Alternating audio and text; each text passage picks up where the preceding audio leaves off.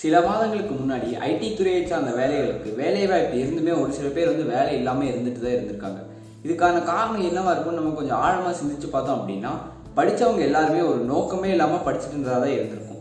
So இன்றைக்கி வளர்ந்து வந்துட்டு இருக்கிற ஒரு இன்ஜினியரோ இல்லை ஒரு ஆர்ட் ஸ்டூடெண்ட்டோ அவங்களுக்கு எல்லாருக்குமே ஐடியில் வேணும்னு ஆசைப்படுற ஒரு வேலை என்னன்னு பார்த்தீங்க அப்படின்னா சாஃப்ட்வேர் டெவலப்பராக தான் இருக்கும். ஸோ டெவலப்பர் ஆகணும்னு ஆசைப்பட்டால் மட்டும் பத்தாது, அதை அடையிறதுக்காக நம்ம என்ன பண்ணணும், எப்படி படிக்கணும், இதை பற்றிலாம் தெரிஞ்சுட்டு பண்ணால் ஈஸியாக ஒரு டெவலப்பராக நம்ம ஆகிடலாம். ஸோ இந்த மாதிரி டெவலப்பர் ஆகணும்னு ஆசைப்படுறவங்க எல்லாருக்குமே டெக் தமிழன் வணக்கம். மறக்காமல் எங்களுக்கு சப்ஸ்கிரைப் பண்ணிவிட்டு பக்கத்தில் இருக்கிற பெல் ஐக்கனை ப்ரெஸ் பண்ணிடுங்க.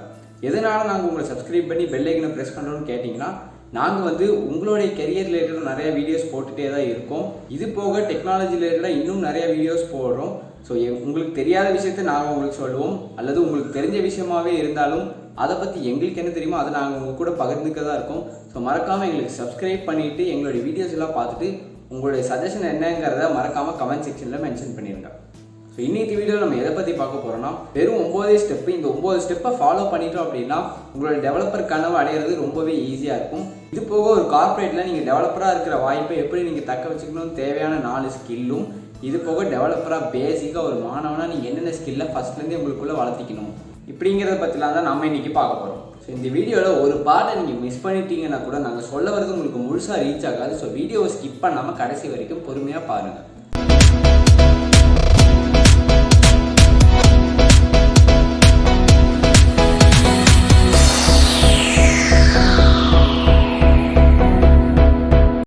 டெவலப்பர்னா என்னங்கிறத ஃபஸ்ட்டு நம்ம தெரிஞ்சுக்கணும். ஸோ பேசிக்காக டெவலப்பருடைய அர்த்தம் என்ன அப்படின்னா உருவாக்குறவங்க.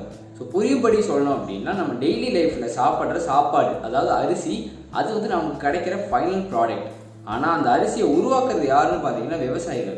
ஸோ இந்த இடத்துல டெவலப்பர் யாருன்னு பார்த்தீங்கன்னா விவசாயி. ஸோ இதே மாதிரி தான் நம்ம டெய்லி லைஃப்பில் யூஸ் பண்ணிட்டு இருக்கிற Google chrome, Instagram, Facebook, WhatsApp, இந்த மாதிரி பல சாஃப்ட்வேர்களுடைய டெவலப்பர்ஸ் எல்லாருமே தான் நம்ம சாஃப்ட்வேர் டெவலப்பர்ஸ் அப்படின்னு சொல்லுவோம். பேசிக்காக ஒரு டெவலப்பர் ஆகணும்னு ஆசைப்படுறவங்க எல்லாருக்குமே இந்த ஒரு சில ஸ்கில்ஸை நீங்கள் ஃபஸ்ட்லேருந்தே டெவலப் பண்ண ஸ்டார்ட் பண்ணணும். ஸோ முதல் ஸ்கில் என்ன அப்படின்னா ப்ராப்ளம் சால்விங் ஸ்கில். அதாவது உங்களுக்கு ஒரு ப்ராப்ளம் சிச்சுவேஷன் வருது அப்படின்னா அந்த சிச்சுவேஷனை நீங்கள் எப்படி ஹேண்டில் பண்ணுவீங்கன்றதை அனலைஸ் பண்ண கற்றுக்கணும். ஸோ ரெண்டாவது ஸ்கில் என்ன அப்படின்னா டைம் மேனேஜ்மெண்ட். ஸோ ஒரு டாஸ்க்கை எவ்வளோ சீக்கிரமாக முடிக்க முடியும் அப்படிங்கிற ஸ்கில்லை உங்களுக்குள்ளே நீங்கள் வளர்த்திக்கணும். மூணாவது ஸ்கில் என்னென்னா அக்யூரசி. எந்த ஒரு டாஸ்க்காக இருந்தாலும் அது எவ்வளோ பர்ஃபெக்டாக நம்மளால் பண்ண முடியும் அப்படிங்கிற ஸ்கில்லை நம்ம தெரிஞ்சுக்கணும். ஸோ நாலாவது ஸ்கில் என்னென்னா டீம் ஒர்க். ஸோ டீமாக ஒர்க் பண்ணுற போது நம்ம எவ்வளோ ஃப்ரீயாக இருக்கணும், எவ்வளோ இன்டெலிஜாய் ஒர்க் பண்ணணும், இதெல்லாம் நம்ம தெரிஞ்சுக்கணும். ஸோ இன்றைக்கி உலகத்தில் ஒரு ஃப்ரெஷராக ஒரு சாஃப்ட்வேர் டெவலப்பராக எவ்வளோ சேலரி கிடைக்கும்னு நீங்கள் கேட்டிங்கன்னா, மினிமம் 1.5 to 2 lakhஸும், மேக்ஸிமம் ஒரு ஆவரேஜாக 6 to 7 lakhs வரைக்கும் earn பண்ணலாம். ஸோ அந்த 9 ஸ்டெப் என்னங்கிறத நம்ம இப்போ ஒவ்வொன்றா தெரிஞ்சுக்கலாம். முதல் ஸ்டெப் என்ன அப்படின்னா, உங்களுடைய எண்டு கோல் என்ன அப்படிங்கிறத நீங்கள் ஐடென்டிஃபை பண்ணணும். ஸோ இதை ஐடென்டிஃபை பண்ணுறதுக்கு உங்களுக்கே நீங்கள் ஒரு 4 கேள்வியை கேட்டு அதுக்கான பதிலை தெரிஞ்சுக்கிட்டிங்கன்னா ஈஸியாக ஐடென்டிஃபை பண்ணிடலாம். முதல் கேள்வி என்னென்னா, நீங்கள் ஒரு எம்என்சியில் வேலை செய்யணுமா, அல்லது ஒரு ஸ்டார்ட் அப்பில் போய் வேலை செய்யணுமா, அல்லது ஒரு ஃப்ரீலான்ஸில் ஒரு டெவலப்பராக வேலை செய்யணுமா அப்படிங்கிறத ஃபஸ்ட்டு நீங்கள் ஃபிக்ஸ் பண்ணிக்கணும். ரெண்டாவது கேள்வி என்னென்னா, சாஃப்ட்வேர் டெவலப்பரில் நீங்கள் எந்த மாதிரியான ரோலை செலக்ட் பண்ணுங்கிறத புரிஞ்சுக்கணும். ஸோ டெவலப்பரில் பார்த்தீங்கன்னா வெப் டெவலப்பர் இருக்கும், கேம் டெவலப்பர்ஸ் இருக்கும், மொபைல் டெவலப்பர்ஸ் இருக்கும், இந்த மாதிரி ஒரு சில டெவலப்பிங் ரோல்ஸ்லாம் இருக்கும். ஸோ உங்களுக்கு எது வேணும்னு நீங்கள் ஃபஸ்ட்டு ஃபிக்ஸ் பண்ணணும். ஸோ மூணாவது விஷயம் என்னென்னா, நீங்கள் எதில் ஸ்ட்ராங் அப்படிங்கிறத ஐடென்டிஃபை பண்ணி அந்த ஃபீல்டை சூஸ் பண்ணுறது ரொம்ப ரொம்ப ரொம்ப நல்லது. ஸோ நாலாவது கொஸ்டின் என்ன அப்படின்னா, உங்களுடைய எக்ஸ்பெக்டேஷன் பே ஸ்கேல் என்ன, நீங்கள் சூஸ் பண்ணியிருக்கிற ஃபீல்டோடைய பே ஸ்கேல் கரெக்டாக மேட்ச் ஆகுதாங்கிறத நீங்கள் கன்வின்ஸ் ஆகிக்கணும். ஸோ ரெண்டாவது ஸ்டெப் என்னன்னு பார்த்தீங்கன்னா, ப்ரோக்ராமிங் லாங்குவேஜை சூஸ் பண்ணுறது தான். ஸோ ஒரு டெவலப்பராக கண்டிப்பாக உங்களுக்கு தெரிஞ்சுக்க வேண்டியது என்னென்னு அப்படின்னா, ஒரு ப்ரோக்ராமிங் லாங்குவேஜ், அதுவும் நல்ல ஒரு ப்ரோக்ராமிங் லாங்குவேஜ். ஸோ உங்களுடைய ஃபீல்ட் ஆஃப் இன்ட்ரெஸ்ட்டுக்கு ஏற்ற மாதிரியான ப்ரோக்ராமிங் லாங்குவேஜை நீங்கள் செலக்ட் பண்ணுவீங்க. ஏன்னா ஒவ்வொரு ஃபீல்டுக்கு ஒவ்வொரு ப்ரோக்ராமிங் லாங்குவேஜஸ் மாறிட்டே தான் இருக்கும். நீங்கள் ஒரு ப்ரோக்ராமிங் லாங்குவேஜ் சூஸ் பண்ணதுக்கப்புறம் டைரெக்டாக அதோடைய ஃப்ரேம் ஒர்க்ஸ்குள்ளே போகக்கூடாது. ஃபஸ்ட்டு பேசிக்ஸ் என்னங்கிறத ஸ்ட்ராங்காக அண்டர்ஸ்டாண்ட் பண்ணணும். அதுக்கப்புறமா தான் நீங்கள் ஃப்ரேம் ஒர்க்ஸ்குள்ளேயே போகணும். ஸோ எக்ஸாம்பிளுக்கு சொல்லணும் அப்படின்னா, ஃபஸ்ட்டு நீங்கள் ஜாவா ஸ்கிரிப்டை நல்லா படித்தா மட்டும்தான் அதில் இருக்கிற frame work, for example react, angular, இதெல்லாம் தான் படிக்கவே போகணும். ஸோ ஒரு லாங்குவேஜை நீங்கள் படித்து முடிச்சதுக்கு அப்புறமா தான் உங்கள் ஃபீல்டு ரிலேட்டாக இருக்கிற அடுத்த லாங்குவேஜை நீங்கள் படிக்கவே ஸ்டார்ட் பண்ணணும். மூணாவது ஸ்டெப் என்னென்னா, உங்களுக்கு தேவையான ரிசோர்ஸை நீங்கள் தேட ஆரம்பிக்கணும்.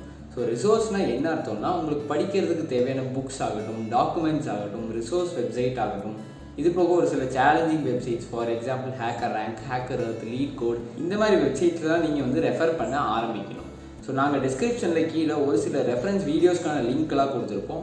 உங்களுக்கு அது யூஸ்ஃபுல்லாக இருக்கும்னு நினச்சிங்கன்னா கிளிக் பண்ணி பார்த்து என்னங்கிறத தெரிஞ்சுக்கோங்க. ஸோ ஃபோர்த் ஸ்டெப் என்ன அப்படின்னா, உங்களுக்கான கம்யூனிட்டியை நீங்கள் வந்து தேடணும். ஸோ கம்யூனிட்டின்னா என்னென்னா ஒரு மென்டர் மாதிரி.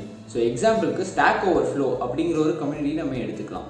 ஸோ இந்த கம்யூனிட்டியில் உங்களுக்கு இருக்கிற டவுட்டை நீங்கள் போஸ்ட் பண்ணீங்க அப்படின்னா அந்த கம்யூனிட்டியில் இருக்கிற யாராச்சும் ஒருத்தங்க உங்கள் டவுட்டை கிளியர் பண்ணுவாங்க.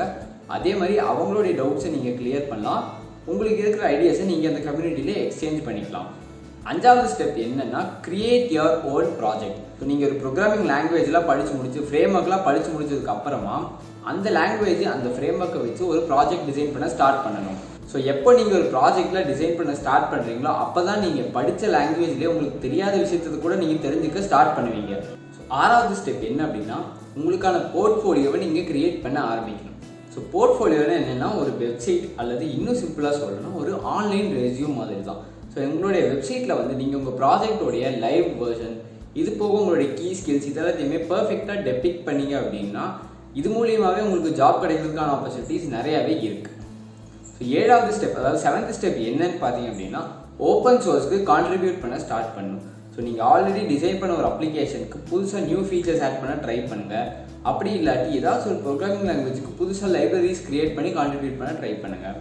நிறைய டெவலப்பர்ஸ் கூட கொலாபரேட் பண்ணி ஒர்க் பண்ண ஸ்டார்ட் பண்ணுங்கள். அப்போ தான் இன்னும் நிறைய விஷயம் நீங்கள் தெரிஞ்சுக்க ஸ்டார்ட் பண்ணலாம். ஸோ பேசிக்காக நீங்கள் GitHub யூஸ் பண்ண ஸ்டார்ட் பண்ணணும். ஸோ GitHubனா என்னங்கிறத நாங்கள் ஃப்யூச்சரில் உங்களுக்கு எக்ஸ்பிளைன் பண்ணுறோம். ஸோ 8வது ஸ்டெப் என்னென்னா, ஒரு நல்ல ஆன்லைன் ப்ரெசன்ஸை க்ரியேட் பண்ணணும். ஸோ ஒரு டிகிரியே இல்லாதவங்களுக்கு இந்த ஸ்டெப் தான் ரொம்ப ரொம்ப முக்கியம். லிங்க்டின்ல நீங்கள் உங்களுடைய ஸ்கில்ஸை வச்சு உங்கள் ப்ரொஃபைலில் அப்டேட்டடாக வைக்கணும். ஸோ நீங்கள் க்ரியேட் பண்ண ப்ராஜெக்ட்ஸ் எல்லாத்தையுமே லிங்க்டின்ல அப்டேட்டடாக வைங்க. GitHubல உங்களுடைய சோர்ஸ் கோட் எல்லாம் ஸ்டோர் பண்ணி நல்ல ஒரு டாக்குமெண்ட் கிரியேட் பண்ணி அதையுமே வந்துட்டு லிங்க்டின்ல அப்டேட்டடாக வச்சிங்கன்னா நிறையா கம்பெனிஸ் வந்து உங்கள் ப்ரொஃபைலை ரெஃபர் பண்ணுற போது ஹெல்ப்ஃபுல்லாக இருக்கும். ஸோ 9வது ஸ்டெப், கடைசி ஸ்டெப் என்னன்னு பார்த்தீங்க அப்படின்னா, ப்ரிப்பேர் பண்ணி ஜாப்க்கு அப்ளை பண்ண ஸ்டார்ட் பண்ணுங்கள். ஸோ உங்களுக்கு ஒரு டிகிரி இருக்கோ இல்லையோ நீங்கள் வந்து ப்ரிப்பேர் பண்ணி ஜாப்க்கு அப்ளை பண்ண ஸ்டார்ட் பண்ணுங்கள். ஏன்னா இன்னைக்கு உலகத்தில் நிறைய கம்பெனிஸ் வந்து டிகிரியே இல்லாதவங்களுக்கு கூட ஜாப் தரதுக்கு தயாராக தான் இருக்காங்க. ஸோ எந்த ஒரு நிலைமையிலுமே நீங்கள் ஃபஸ்ட்டு உங்களுடைய ஹோப்பை இழந்துடாமல் உங்களுடைய ப்ரிப்பரேஷனில் கான்ஸ்டண்ட்டாக இருக்கணும். அடுத்தது, ஒரு டெவலப்பராக நீங்கள் உங்களுடைய வாய்ப்பை சஸ்டெயின் பண்ணுறதுக்கு தேவையான 4 விஷயம் என்னங்கிறத பற்றி நம்ம தெரிஞ்சுக்கலாம். ஸோ முதல் விஷயம் என்னென்னா, கிளைண்ட்டோட டைம் ஜோனுக்கு ஏற்ற மாதிரி நீங்கள் வேலை செய்கிறதுக்கு ரெடியாக இருக்கணும். ஸோ 2வது விஷயம் என்னென்னா, நீங்கள் ரிமோட்டாக ஒர்க் பண்ணுறதுக்கு தயாராக இருக்கணும். ஸோ ரிமோட்டாக ஒர்க் பண்ணுறதுனா என்ன அர்த்தம் அப்படின்னா, ஒரு ட்ரெடிஷ்னல் ஆஃபீஸ் என்வயான்மெண்ட்டை விட்டு வெளியே வந்து ஒர்க் பண்ணுறதுக்கு நீங்கள் வந்துட்டு கம்ஃபர்டபுளாக இருக்கணும். 3வது விஷயம் என்னென்னா, நீங்கள் வந்து ஒரு நல்ல லிசனராக இருக்கணும். ஸோ கிளைண்ட் கொடுக்குற ரிக்குவயர்மெண்ட்டை அண்டர்ஸ்டாண்ட் பண்ணி நீங்கள் அதுக்கப்புறமா தான் ஒர்க் பண்ணணும். அப்போ தான் அவங்களுடைய ரிக்குவயர்மெண்ட்டை நீங்கள் பர்ஃபெக்டாக சாட்டிஸ்ஃபை பண்ண முடியும். ஸோ 4வது விஷயம், ரொம்பவே முக்கியமான விஷயம் என்னென்னா, கரண்ட் டெக்னாலஜி ட்ரெண்ட்ஸில் நீங்கள் அப்டேட்டாக இருந்துகிட்டே இருக்கணும். இதெல்லாம் தான் வந்து ஒரு சாஃப்ட்வேர் டெவலப்பருக்கு தேவையான முக்கியமான 9 ஸ்டெப்பு. ஸோ இந்த 9 ஸ்டெப்புமே உங்கள் லைஃப்க்கு கண்டிப்பாக யூஸ்ஃபுல்லாக இருக்கும்னு நாங்கள் நம்புகிறோம். அப்படி இந்த வீடியோ உங்களுக்கு யூஸ்ஃபுல்லாக பெனிஃபிஷியலாக இருந்தது அப்படின்னா கமெண்ட் செக்ஷனில் யூஸ்ஃபுல்லாக இருந்துச்சா இல்லையா, இல்லை என்ன டவுட்டுங்கிறத கமெண்ட் செக்ஷனில் தாராளமாக மென்ஷன் பண்ணுங்கள். நாங்கள் உங்களுக்கு ஆன்சர் பண்ணுறதுக்கு ரொம்பவே ரெடியாகவே தான் இருக்கும். உங்களுக்கு வீடியோ புரிஞ்சிருக்கும், ரொம்பவே பிடிச்சிருக்கும்னு நம்புகிறோம். பிடிச்சிருந்தது அப்படின்னா மறக்காமல் லைக் பண்ணுங்கள், ஷேர் பண்ணுங்கள், சப்ஸ்கிரைப் பண்ணுங்கள். டெவலப்பர் ஆகணும்னு ஆசைப்படுறவங்களுடைய எல்லா ஃப்ரெண்ட்ஸுக்குமே இந்த வீடியோஸை ஷேர் பண்ணி அவங்களையுமே தெரிஞ்சுக்க வைங்க. ஸோ எல்லாருமே நல்லா படிப்போம், நல்லபடியாக நம்ம வாழ்க்கையில் இருப்போம்னு நான் நம்புகிறேன். ஸோ எல்லாருமே எங்களை சப்போர்ட் பண்ணிகிட்டே இருங்க. நன்றி, வணக்கம்.